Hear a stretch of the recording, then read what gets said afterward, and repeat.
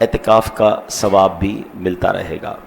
درود پاک پڑھنے کے بے شمار فضائل و برکات ہیں۔ میرے آقا مدینے والے مصطفیٰ صلی اللہ تعالی علیہ وسلم کا فرمان عالی شان ہے، اذا اراد احدکم ان یسأل فلیبدأ بالبدحہ والثناء علی اللہ بما هو اہلہ۔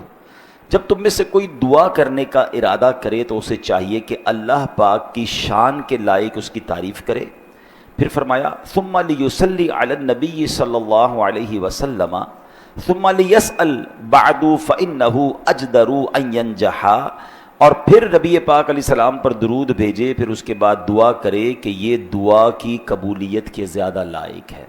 یعنی جب بھی دعا کرے اللہ کی حمد بیان کریں اور پھر نبی پاک پر درود بھیجیں، پھر دعا کریں، تو یہ دعا کی قبولیت کی گویا کنجی بن جاتی ہے۔ آپ نے دیکھا ہوگا عموماً امام صاحبان یا علماء دعا کرتے ہیں الحمدللہ رب العالمین والصلاۃ والسلام علی خاتم النبیین، پھر اس کے بعد اپنی دعا شروع کرے تو حمد بھی ہو جائے، درود پاک بھی ہو جائے۔ تو یہ سبحان اللہ، اور بھی روایتوں میں مضمون ملتا ہے کہ اول آخر اگر دعا سے پہلے اور آخر میں درود پاک شامل کر لیا جائے تو دعا مقبول ہو جاتی ہے، کہ درود ہر حال میں قبول ہوتا ہے۔ تو ایسا تو ہو نہیں سکتا اللہ اول کو قبول کر لے آخر کو قبول کر لے اور دعا غیر مقبول ہو جائے۔ تو اول آخر مقبول چیزیں ہوں گی، درود ہوگا تو انشاءاللہ اللہ نے چاہا دعا بھی قبول ہو جائے گی۔ اور ہر جمعے کو جب میری حاضری ہوتی ہے کوشش کرتا ہوں کہ یہ حدیث بھی بیان کروں کہ سرکار دو عالم علیہ الصلوۃ والسلام کا فرمان، میں نبی پاک فرماتے ہیں کہ جو کوئی شخص، حدیث پاک کا مضمون ہے، مجھ پر جمعہ کے دن 200 بار درود پاک پڑھ لے اس کے 200 برس کے گناہ معاف کر دیے جاتے ہیں۔ تو جمعے کا دن ویری اسپیشل ڈے، بہت خاص دن ہے، درود پڑھنے کا دن ہے، عبادت کرنے کا دن ہے، اللہ کو راضی کرنے کا دن ہے، نیکیاں کرنے کا دن ہے، 70 گنا ثواب ملتا ہے۔ مفتی احمد یار خان نعیمی فرماتے ہیں کہ اس دن کا شرف اور بزرگی اتنی زیادہ ہے کہ جمعے کو کوئی ایک نیکی کرے اسے 70 ملٹیپلائی بائی 70 گنا ثواب ملتا ہے۔ تو اب تھوڑا سا عقل بندی کا مظاہرہ کریں کہ جمعے کے دن تلاوت کریں، صدقہ خیرات کریں، کسی مریض کی عیادت کرنی ہے تو کریں، اللہ توفیق دے تو تلاوت قرآن کریں، درود پاک پڑھیں، جمعے کی نماز میں پہلے آ جائیں تاکہ یہ دن ہمارا زیادہ سے زیادہ عبادت میں گزرے۔ اللہ مجھے بھی آپ کو بھی جمعے کے دن خوب برکتیں لوٹنے کی توفیق عطا فرمائے۔ محبت کے ساتھ بآواز بلند درود پاک پڑھ لیں، صلو علی الحبیب صلی اللہ تعالی علی محمد صلی اللہ علیہ وسلم۔ آج ایک بار پھر جمعے کے بیان کا جو ہمارا ایک تسلسل ہوتا ہے کہ ہم قرآن پاک کی کچھ آیتوں کا، ایک آیت یا کچھ آیتوں کی تلاوت کرتے ہیں، ترجمہ سنتے ہیں اور پھر اس کے بارے میں جانتے ہیں۔ آج جو آیت ہے وہ بڑی کمال کی آیت ہے پارہ نمبر 1 ہے، سورہ بقرہ ہے اور آیت نمبر ہے 89۔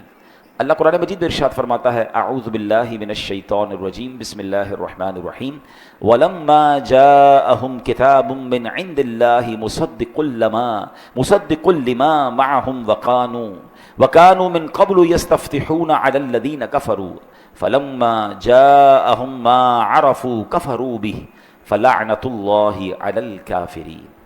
ترجمہ آسان ترجمہ قرآن کنز العرفان۔ اور جب ان کے پاس اللہ کی وہ کتاب آئی جو ان کے پاس موجود کتاب کی تصدیق کرنے والی ہے، اور اس سے پہلے یہ اسی نبی کے وسیلے سے کافروں کے خلاف فتح مانگتے تھے، تو جب ان کے پاس وہ جانا پہچانا نبی تشریف لے آیا تو اس کے منکر ہو گئے، تو اللہ کی لعنت ہو انکار کرنے والوں پر۔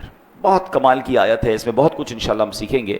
اب اس میں نبی پاک علیہ الصلوۃ والسلام کی شان بڑے نرالے انداز میں، بڑے یونیک انداز میں بیان کی گئی ہے۔ اب ذرا اس آیت کریمہ کو ڈیٹیل میں سمجھتے ہیں۔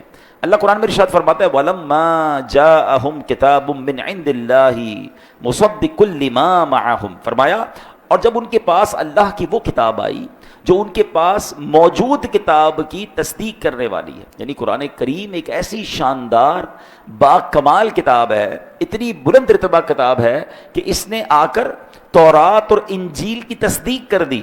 چونکہ قرآن کریم بنی اسرائیل اور آسمانی کتابوں کی شان بڑھانے والی کتاب ہے، ان کے سچا ہونے کی گواہ ہے، لہٰذا ان لوگوں کو تو یہ چاہیے تھا کہ جیسے ہی قرآن نازل ہوا فوراً ایمان لے آتے، قرآن پر ایمان لے آتے، اللہ کے آخری نبی پر ایمان لے آتے، کلمہ پڑھ کر مسلمان ہو جاتے۔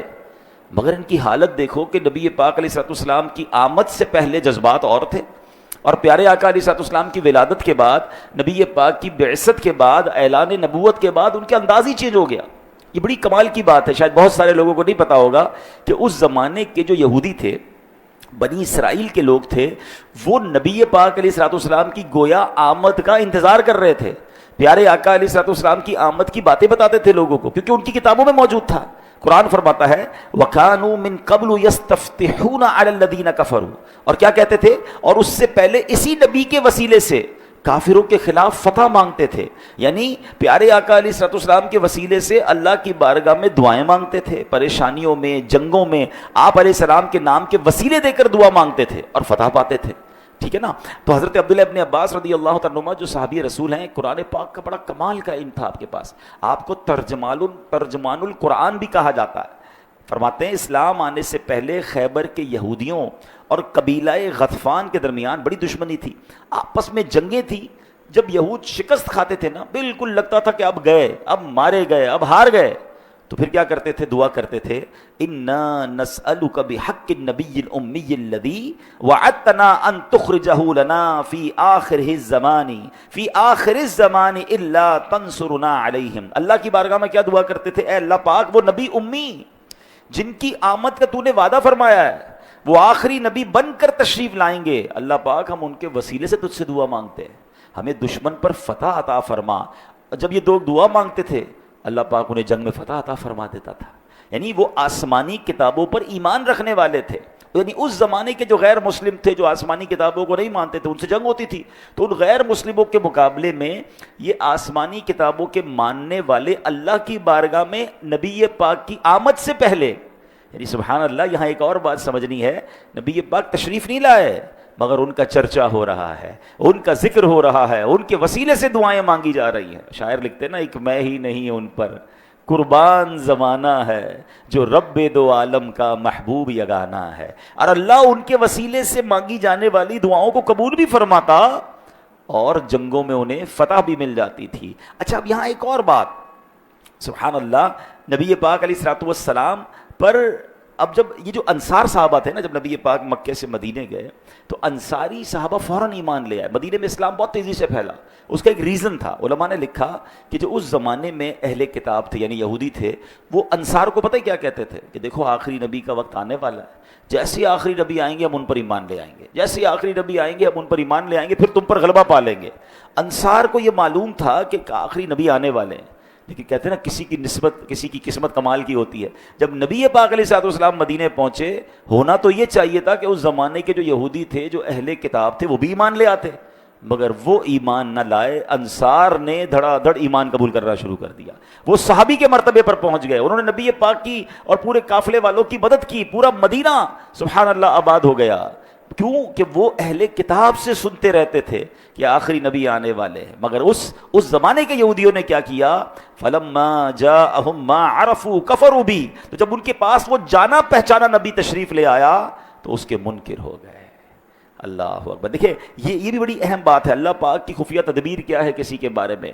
بعض اوقات لگتا ایسا ہے کہ یہ بندے تو استقبال کرنے کے لیے تیار بیٹھے ہیں، مگر نصیب میں ایمان نہیں تھا، ایمان نہ لائے۔ بنی اسرائیل کو چاہیے تو یہ تھا کہ اللہ کے حبیب علیہ الصلوۃ والسلام کے قدموں پر نثار ہو جاتے، دو جہاں کی بھلائیاں پا لیتے، مگر افسوس وہ جانے پہچانے نبی صلی اللہ علیہ وسلم کی تشریف آوری پر برکتیں لوٹنے کی بجائے ان کا انکار کیا، ان پر بدبختی غالب آئی اور کفر کے گہرے گڑھے میں جا گرے۔ قرآن کیا کہتا ہے؟ فَلَعْنَةُ اللَّهِ عَلَى الْكَافِرِينَ، تو اللہ کی لعنت ہو انکار کرنے والوں پر۔ اللہ اکبر۔ اب سبحان اللہ، یہاں یہ دیکھنا ہے کہ انصار لوگوں کی، انصار صحابہ کی قسمت کیسی جاگی کہ بتایا انہیں بنی اسرائیل نے کہ آخری نبی آنے والے ہیں۔ جیسے ہی پیارے آقا کی تشریف آوری ہوئی، وہ ایمان لا کر صحابی بن گئے اور ان بدبختوں نے انکار کر کے کفر کے گہرے گڑھے میں جا پڑے۔ یہ تو ہو گیا آیت کا ایک ترجمہ اور بیک گراؤنڈ، لیکن اب مجھے اور آپ کو لیسن کیا ملا؟ دو بڑے اہم لیسن ہیں اس آیت سے، دو بڑے اہم سبق ہمیں ملیں گے۔ پہلی بات کہ ایک قاعدہ ذہن میں رکھ لیں کہ پچھلی امتوں کا ہر وہ کام جس کو اللہ کریم نے قرآن میں ذکر کیا، اس کو برا نہیں کہا، تو وہ ہمارے لیے جائز ہے، اور وہ کام اگر اچھا ہے تو وہ کام بھی اچھا ہے۔ مثال کے طور پہ اس مقام پر اللہ نے کیا فرمایا؟ وَكَانُوا مِن قَبْلُ يَسْتَفْتِحُونَ عَلَى الَّذِينَ كَفَرُوا، اور اس سے پہلے یہ اسی نبی کے وسیلے سے کافروں کے خلاف فتح مانگتے تھے۔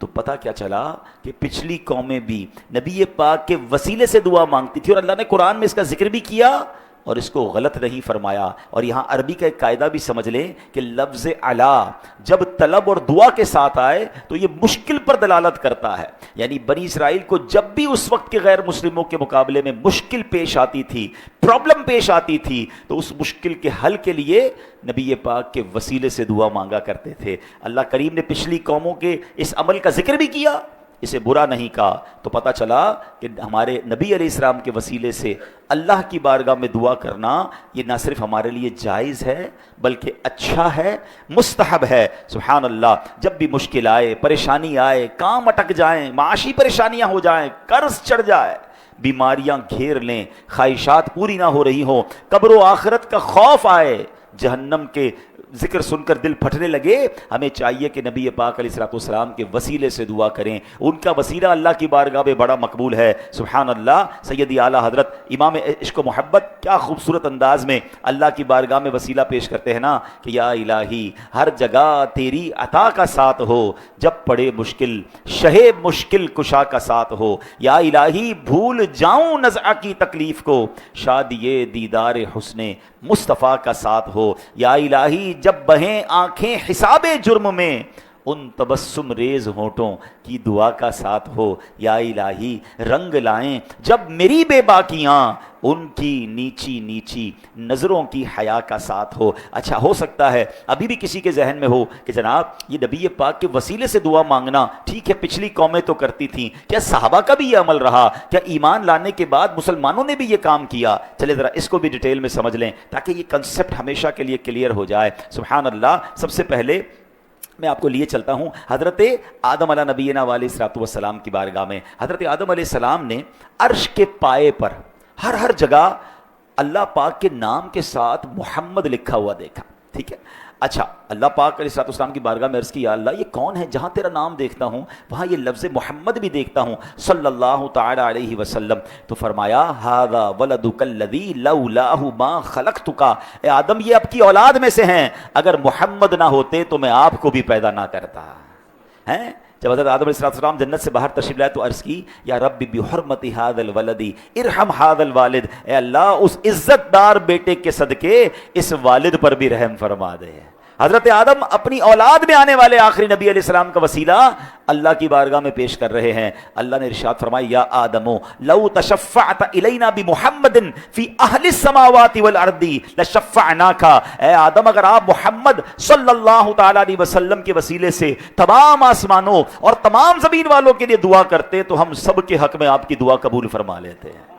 اب اس سے ایک اور بات سیکھنے کو ملی کہ یہ جو حضرت آدم اور رب کی بارگاہ میں بات چیت ہو رہی ہے کہ اے آدم اگر میں تیری اولاد میں محمد نہ ہوتے تو میں یہ دنیا ہی نہ پیدا کرتا، میں آدم آپ کو بھی پیدا نہ کرتا، حضرت آدم پیدا نہ ہوتے تو ہم بھی دنیا میں نہ آتے۔ یہی بات تو بریلی کے تاجدار لکھتے ہیں کہ زمین و زمان تمہارے لیے، مکین و مکان تمہارے لیے، چنین و چنا تمہارے لیے، بنے دو جہاں تمہارے لیے۔ ذرا مل کے کہو نا، دہن میں زباں تمہارے لیے، بدن میں ہے جاں تمہارے لیے، ہم آئے یہاں تمہارے لیے، اٹھے بھی وہاں تمہارے لیے۔ میرے آقا وجہ تخلیق کائنات ہیں، ہی از دا ریزن آف دا اول کریشن۔ اللہ اکبر۔ ایک اور حدیث قدسی ہے جس میں رب فرماتا ہے کہ اے محمد صلی اللہ علیہ وسلم اگر تمہیں نہ بناتا تو یہ کائنات ہی نہ بناتا، یہ چاند سورج یہ آسمان نہ بناتا۔ اللہ نے یہ سارے جہان جو ہے وہ سرکار دو عالم علیہ الصلوۃ والسلام کی وجہ سے سبحان اللہ بنایا۔ اب آگے چلتے ہیں، صحابی رسول حضرت جابر بن عبداللہ، میں صحابہ پہلے حضرت آدم کا عقیدہ اور ان کا انداز بتایا،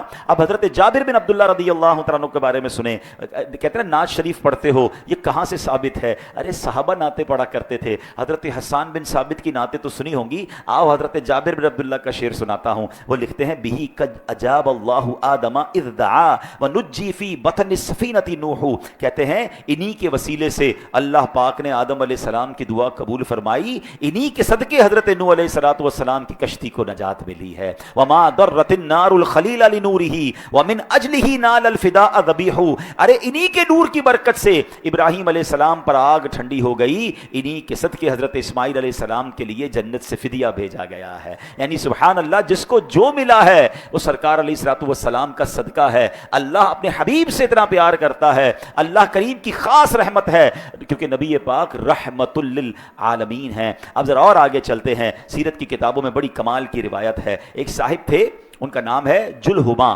کہتے ایک مرتبہ مکے پہنچا، ان دنوں قحط سالی تھی، لوگ بھوک سے نڈھال تھے۔ میں نے دیکھا کہ قریش کے لوگ ابو طالب کے پاس پہنچے، کہا اے ابو طالب، وادیاں خشک ہو گئی ہیں، گھرانے بھوک پیاس سے تنگ ہیں، آؤ بارش کی دعا کرو۔ یہ سن کر ابو طالب میدان کی طرف روانہ ہو گئے، ان کے ساتھ ایک ننھے شہزادے تھے، کأنہ شمس دجن، سبحان اللہ، وہ کیسے حسین تھے، ان کا چہرہ پاک کیسے چمک رہا تھا، گویا بادلوں کے درمیان سے سورج نکل آیا ہو۔ ایک بادل ان کے سر پر سایہ کیے ساتھ چل رہا تھا، ساتھ میں اور بھی بچے تھے۔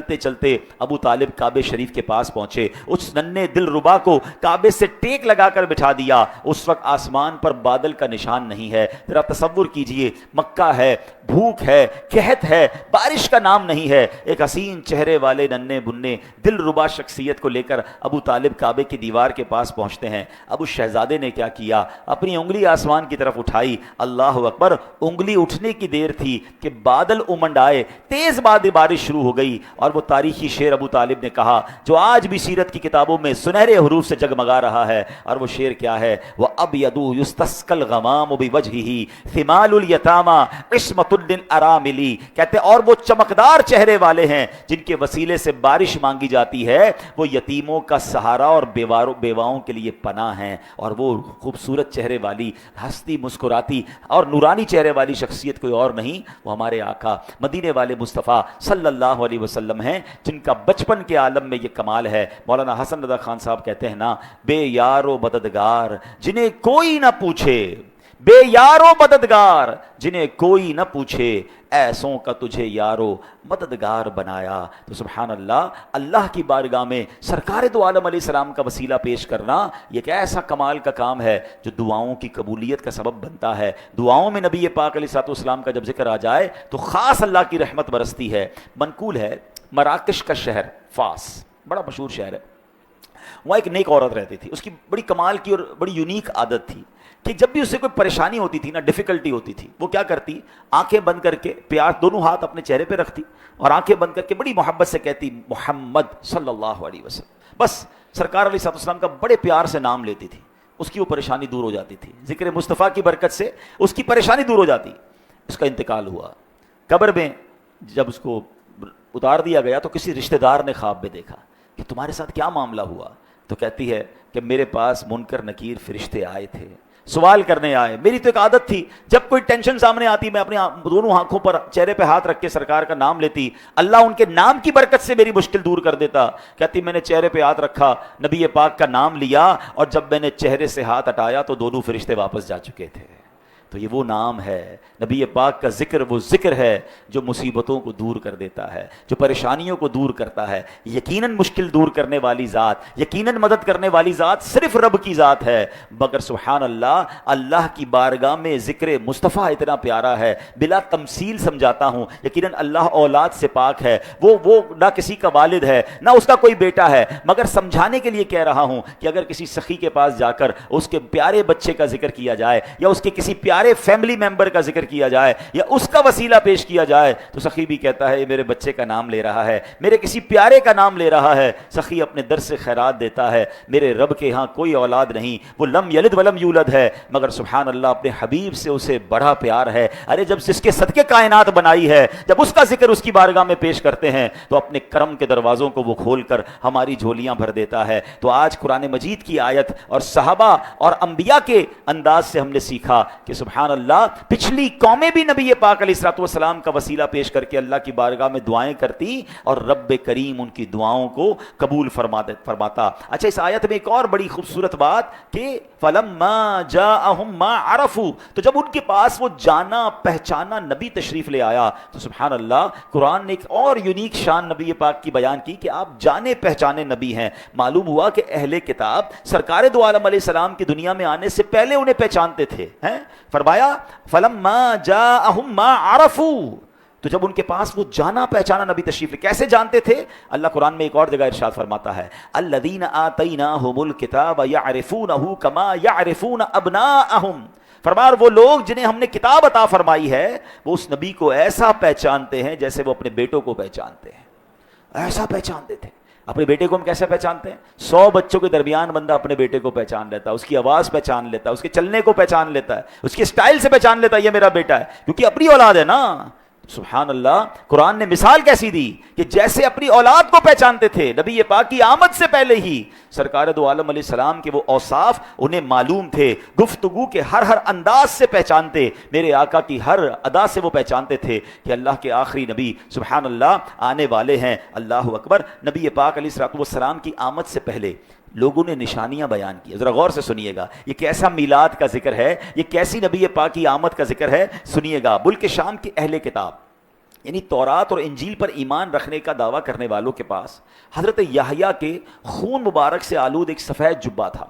उनकी किताबों में लिखा था कि जिस रात इस जुब्बे से खून टपके जान लो कि वो रात वालिद मुस्तफ़ा हजरत अब्दुल्ला की विलादत की रात होगी। चुनांचे जिस रात हजरत अब्दुल्ला रदी अल्लाह तआला की बर्थ हुई, उस जुब्बे के जरिए मुल्क शाम में यानी सीरिया में अहले किताब को पता चल गया कि आपके वालिद पैदा हो गए हैं, और माद अल्लाह वो हजरत अब्दुल्ला को कत्ल करने के इरादे से हरम में पाक आए, मगर अल्लाह करीम ने उनके उस शर से उन्हें महफूज रखा, वो नामुराद लौट गए। अब जो भी हरम में पाक जाता था, मुल्क शाम वाले उनके बारे में पूछते थे कि हजरत अब्दुल्ला के बारे में बताओ, और जनाब हजरत अब्दुल्ला का नूर फिर आबो ताब से चमकने लगा। तो कहने का मकसद ये है कि उनकी किताबों में न सिर्फ नबी पाक की आमद की निशानी मौजूद थी, बल्कि आपके वालिद कब पैदा होंगे ये भी डिटेल के साथ मौजूद था। आज जरा गौर कीजिए ना, टेक्नोलॉजी का जमाना है, सैटेलाइट है, हम यहां बैठकर दुनिया की खबरें मिनटों में हमें पहुंच जाती हैं। दुनिया में कोई भी वाकया होता है थोड़ी देर में सोशल मीडिया के जरिए हम तक पहुंचता है। मगर वो कैसा दौर था जब कबूतरों के जरिए पैगाम भेजा जाता था। मगर हजरत अब्दुल्ला की विलादत मक्का पाक में हुई है और तकरीबन 2000 किलोमीटर दूर मुल्क शाम है, मगर वहां 40 दिन लगते थे पहुंचने में। मगर नबी पाक के वालिद की विलादत होती है, उनके पास निशानियां थीं, उन्हें पता चल जाता था कि मक्के में हजरत अब्दुल्ला की विलादत हुई है। आप गौर करें कितना डिटेल्ड तस्करा आसमानी किताबों में मौजूद था, किस तफसील के साथ नबी पाक का जिक्र खैर मौजूद था। हजरत मालिक बिन सिनान मदीना मुनव्वरा में रहते हैं, फरमाते जिस रात नबी पाक की विलादत हुई उस रात मदीने पाक की सूरत हाल क्या थी। हजरत मालिक बिन सिनान रदी अल्लाह तआला फरमाते हैं कि मदीने की एक रात थी, हम इसी तरह आपस में बैठे चाय वगैरह पी रहे हैं, गपशप कर रहे हैं। कबीला बनु अब्दुल अशहल में मैं अपने दोस्तों के पास गया, वहां यूशा नामी एक यहूदी था। क्या देखता हूं कि लोगों को उसने जमा किया हुआ है, कह रहा है अहमद नबी की आमद का वक्त करीब है, वो मक्के में तशरीफ लाएंगे। फिर उसके बाद यूशा का ने नबी पाक अलैहिस्सलाम का हुलिया मुबारक और तफसील के साथ औसाफ बयान किए। हजरत मालिक बिन सिनान कहते हैं मैं सुनने लगा, मुझे बातें बड़ी अजीब लगी। यहां से उठकर अपने कबीले में आया, यहां देखा कि वहां भी एक शख्स है जिसने लोगों को जमा किया है और आखिरी नबी की आमद की बातें कर रहा है कि बस वो आने वाले हैं, उनकी आमद के तस्करे हैं। उसी दौरान एक शख्स ने कहा कत्तलअल कौकबुल अहमरुल लज़ी लम यत्लु इल्ला बिखुरूज नबिय्यि व ज़ुहूरिही व लम यबका अहदुन इल्ला अहमदु व हादिही मुहाजरुहु। फरमाया वो सुर्ख सितारा जो सिर्फ और सिर्फ किसी नबी की विलादत के वक्त निकलता है वो निकल चुका, और अब नबियों में सिर्फ अहमद नबी सल्लल्लाहु अलैहि वसल्लम ही बाकी हैं। वो तशरीफ लाएंगे और ये शहर मदीना उनकी हिजरत का मकाम है। अल्लाह अकबर। जरा गौर तो कीजिए कितना डिटेल से जिक्र हो रहा है, मदीने की गलियों में जिक्र हो रहा है और सितारे बता रहे हैं कि नबी पाक की आमद होने वाली है। यानी एक एक निशानी किताबों में मौजूद थी। और सुभान अल्लाह, यहां उन लोगों को भी जवाब दिया जा रहा है कि लोग कहते हैं आज 1500 साल हो गए, आप विलादत का जश्न मनाते हैं, आप ईद मिलादुन नबी बनाते हैं, क्या जब नबी पाक की विलादत हुई उस वक्त भी किसी ने जश्न मनाया? क्या उस वक्त भी कोई जिक्र हुआ? अल्लाह अकबर। पहले तो डिटेल यह है कि उस जमाने में मुसलमान कहां थे, उस जमाने में ईमान वाले कितने थे। हाँ, पिछली आसमानी किताब کتابوں کو ماننے والے جو لوگ تھے وہ سب ذکر کر رہے ہیں. کوئی بتاتا کہ وہ ستارہ طلوع ہو گیا ہے, کوئی جبے کو دیکھ کر بتا رہا ہے, کوئی کھجوروں کی بستی کو دیکھ کر کہتا ہے کہ نبی نے ہجرت یہاں کرنی ہے.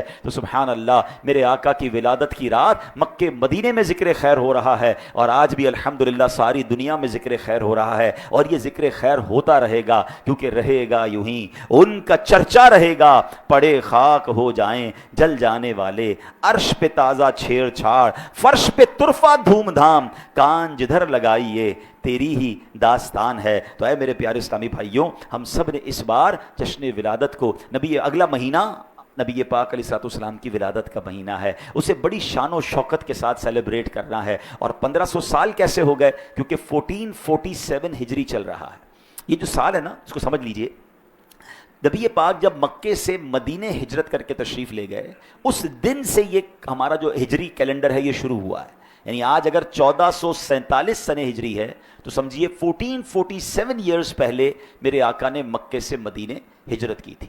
اور جب نبی پاک نے مکے سے مدینے ہجرت کی, یہ 53 سال کی عمر مبارک میں نبی پاک نے یہ مائگریشن کی تھی, یہ ہجرت کی تھی. مکی زندگی 53 سال ہے, مدنی زندگی 10 سال ہے, تو 53 ایئرز کی ایج میں مائگریشن ہوئی, ہجرت ہوئی, اور 53 میں اگر آپ 1447 پلس کر لیں تو یہ 1500 بنتا ہے. تو اس بار 12 ربیع الاول کو جو دن آ رہا ہے, یہ سبحان اللہ میرے آقا کا 1500 سالہ جشن ولادت ہے. تو پہلے تو آپ سب کو مبارک ہو, اللہ ہمیں خیر سے نصیب فرمائے. ہم نے 1400 سالہ جشن ولادت نہیں دیکھا, ہم 1600 سال والا بھی نہیں دیکھ پائیں گے, یہ 1500 سال والا اللہ ہمیں خیر سے نصیب کرے. اب دیکھیں دنیا سیلیبریٹ کرتی ہے, 25 سال ہو جائیں تو کہتے ہیں گولڈن جوبلی ہے, اور جناب 50 سال ہو جائیں تو سلور, پھر 50 ہو جائے تو گولڈن, 75 ہو جائے تو کہتے ہیں ڈائمنڈ. شاید 100 سالہ کی کوئی جوبلی نہیں ہے, کیونکہ ختم ہی ہو جاتا ہے, بندہ بچتا نہیں. اور میرے آقا کا 1500 سالہ جشن ولادت ہے. اور سبحان اللہ, ذرا غور کیجئے, میرے آقا وہ ہیں جن کی شان کیا ہے کہ وہ اشارہ فرمائے تو چاند 2 ٹکڑے ہو جایا کرتا, نبی پاک دعا فرماتے تو سورج پلٹ آتا. میرے آقا سبحان اللہ, اللہ نے کیسی شانیں عطا فرمائیں. معجزات بیان کرنے کا وقت نہیں ہے, مگر میں ایک اور طرف آپ کو لے کے جانا چاہ رہا ہوں. یہ تو اس وقت کی شان تھی نا, مگر قرآن کا نبی پاک سے ایک وعدہ ہے, اور قرآن فرماتا ہے وَلَلْآخِرَةُ خَيْرٌ لَكَ مِنَ الْأُولَىٰ, اور بے شک تمہارے لیے ہر پچھلی گھڑی پہلی سے بہتر ہے. یعنی جب سے نبی پاک علیہ الصلوۃ والسلام کو رب کریم نے پیدا فرمایا, آپ انتہائی اونچا رتبہ رکھتے تھے. جب سے اللہ پاک نے آپ کو فرمایا تب سے آپ تک آپ ہی سب سے افضل, سب سے اعلیٰ, سب کے آقا ہیں. مگر سبحان اللہ, ہر گزرنے والا دن آپ کے رتبوں میں اضافہ ہو رہا ہے. ان 1500 سال میں میرے آقا کے رتبوں کا اور ان کے کمالات کا کیا عالم ہوگا. قرآن کہتا ہے وَلَلْآخِرَةُ خَيْرٌ لَكَ مِنَ الْأُولَىٰ, اور بے شک تمہارے لیے ہر پچھلی گھڑی پہلی سے بہتر ہے. یعنی نبی پاک بڑھتے چلے جا رہے ہیں, ان کے مرتبے بڑھتے جا رہے ہیں. تو 1500 سال ہو گئے ہیں, اور وہ دن میلاد کا دن آنے والا ہے. تو ہم عاشقان رسول کے لیے اس سے بڑی سعادت کیا ہوگی کہ اپنے نبی کی ولادت کی خوشی منائیں. ہاں اب اس سبحان اللہ, اچھا اس کو تھوڑا سا ٹائم چونکہ ختم ہو رہا ہے, ایک بات سے سمجھ لیتے ہیں کہ کیسی شانیں بڑھ رہی ہیں. جب نبی پاک علیہ الصلوۃ والسلام نے حجت الوداع کے موقع پر خطبہ دیا تھا, 1,24,000 صحابہ تھے, اور آج دنیا میں بتایا جا رہا ہے کہ 2 ارب تقریباً 2.5 ارب مسلمان ہیں. اگر کوئی کیلکولیٹ کرے نا تو کس اسپیڈ سے نبی پاک کا جو دین ہے, اسلام ہے, پوری دنیا میں پھیلتا چلا جا رہا ہے. بتایا جاتا ہے کہ عالمی ریسرچ کے مطابق صرف یورپ میں سالانہ 1 لاکھ افراد اسلام قبول کر رہے ہیں. اس طرح اللہ کی رحمت سے دین بلند ہو رہا ہے, اسلام بلند ہو رہا ہے, اور بیسیکلی نبی پاک کا چرچا بلند ہو رہا ہے. یہ آپ ہی پیغام لے کر آئے اور آج پوری دنیا میں بڑھتا چلا جا رہا ہے. تو ہر گزرنے والا دن سبحان اللہ, وَرَفَعْنَا لَكَ ذِكْرَكَ کا ہے سایہ تجھ پر, ذکر اونچا ہے تیرا, بول ہے بالا تیرا. تو یہ بڑھتا ہی جا رہا ہے, اور انشاءاللہ صبح قیامت تک بڑھتا جائے گا. تو ہمیں بھی یہ خوشی کو منانا ہے. اب اس خوشی کا انداز کیا ہونا چاہیے, یہاں میں گزارش کروں گا, چونکہ یہ special 1500th birth day of رسول پاک علیہ السلام ہیں, تو کچھ اسپیشل ہونا چاہیے. اپنے گھر بھی سجائیں, اپنے آفس سجائیں, پرچم لگائیں. سبحان اللہ, پرچم اس لیے لگائیں کہ دن کو میری دکان, میرے کارخانے, میرے آفس یا میرے گھر کے پاس سے کوئی گزرے تو اسے پتہ چلے کہ کسی عاشق رسول کا گھر ہے, اور رات کو گزرے تو وہ چراغا بتائے کہ یہ میرے آقا کے غلام کا گھر ہے, اور یا اس کا آفس ہے, یا اس کی فیکٹری ہے. اور اس کے ساتھ ساتھ اگر آپ کاروبار کرتے ہیں, جو بھی آپ کی پروڈکٹ ہے اس میں 15% ڈسکاؤنٹ دیں, یا 1500 لوگوں کو کھانا کھلائیں, 1500 لوگوں کو راشن تقسیم کریں, 1500 غریبوں کا علاج کروا دیں. بنائیں, 1500 یا 15 کے فگر کو پروموٹ کریں. لوگ آپ سے پوچھیں یہ کیوں کر رہے ہیں, تو بتائیں میرے آقا کا 1500 سالہ جشن ولادت ہے. اور ہاں اس بار تو کمال یہ ہوا ہے, میرے آقا کی شان ہے نا, ہر گزرنے والا دن چرچا بلند ہونا ہے. OIC ہے انٹرنیشنل جو اسلامک آرگنائزیشن ہے تمام اسلامی ممالک کی, انہوں نے باقاعدہ قرارداد پاس کی ہے کہ یہ آنے والا سال نبی پاک کا 1500 سالہ جشن ولادت ہے, ہم دھوم دھام سے منائیں گے. الحمدللہ پاکستان کی قومی اسمبلی, پاکستان کے سینٹ میں بھی, اور اس میں بھی آپ کو خوشی ہوگی کہ دعوت اسلامی کی مجلس رابطہ کی کاوشوں کی برکت سے ان دونوں سینٹ میں اور قومی اسمبلی میں بھی قرارداد پاس ہو گئی ہے کہ انشاءاللہ پاکستان کے تمام سرکاری اداروں میں شاندار طریقے سے 1500 سالہ جشن ولادت منایا جائے گا. تو ہم سب نے اس خوشی میں اپنا حصہ ڈالنا ہے. اور آخری بات, گھر ضرور سجائیے جناب, مارکیٹ ضرور سجائیے, مگر اپنا آپ بھی سجائیے, اپنا کردار بھی سجائیے. آج سے نبی پاک کے لیے گفٹ تیار کرتے ہیں, اور وہ گفٹ کیا ہو سکتا ہے؟ میرے آقا کو سب سے زیادہ پسند کیا ہے؟ خود فرماتے ہیں جعلت قرۃ عینی فی الصلاۃ, نماز میں میری آنکھوں کی ٹھنڈک ہے. آج سے 5 وقت نماز پڑھ کے نبی پاک کے لیے میلاد کا گفٹ تیار کریں کہ یا رسول اللہ آپ کا 1500 سالہ جشن ولادت ہے, اب میری کوئی نماز قضا نہیں ہوگی. اس بار سچ بول کر میلاد بنانا ہے, وعدے پورے کر کے میلاد بنانا ہے, مسلمانوں کی ہیلپ کر کے میلاد بنانا ہے, اور یہ سارے تحفے نبی پاک کی بارگاہ میں پیش کرنے ہیں. اللہ کریم ہمیں ان سالوں میں خاص طور پہ ربیع الاول کے دنوں میں خوب نیکیاں کرنے, اور خاص طور پر ہو سکے تو پہلی ربیع الاول سے 12 ربیع الاول تک روزانہ 1500 بار درود پاک پڑھ کے نبی پاک کی بارگاہ میں درود و سلام کا تحفہ بھی پیش کریں. تو انشاءاللہ کیا پیش کریں جانا, کیا چیز ہماری ہے, یہ دل بھی تمہارا ہے, یہ جاں بھی تمہاری ہے. ہم اپنی حیثیت کے مطابق تحفہ پیش کریں, اور پھر نبی پاک کی رحمت سے جب عطائیں ہوں گی تو ان عطاؤں کا شمار کچھ اور ہی ہوگا. اللہ ہمیں ربیع الاول کی برکتیں نصیب فرمائے.